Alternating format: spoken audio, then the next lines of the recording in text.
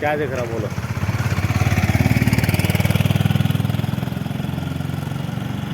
ಮಾನ್ಯ ರಾಜ್ಯ ಹೆದ್ದಾರಿ 150A ಸಂಬಂಧಪಟ್ಟ ಅಧಿಕಾರಿ ಲಿಂಗಸೂರು ವ್ಯಾಪ್ತಿಯಲ್ಲಿ ಕೆಲಸ ಮಾಡುತ್ತಿರುವ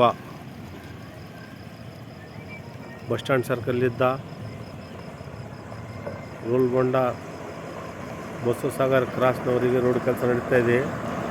ಇಲ್ಲಿ ಬಸ್ಸು ಹಾಗೂ ಲಾರಿ ಬರುವ ಸಂದರ್ಭದಲ್ಲಿ ಯಾವುದೇ ಸಿಗ್ನಲ್ ಇಲ್ಲ, ಕೆಲಸ ಪ್ರಗತಿಯಲ್ಲಿದೆ ಎಂಬುದು ಯಾವುದೇ ಮಾಹಿತಿ ಇಲ್ಲ.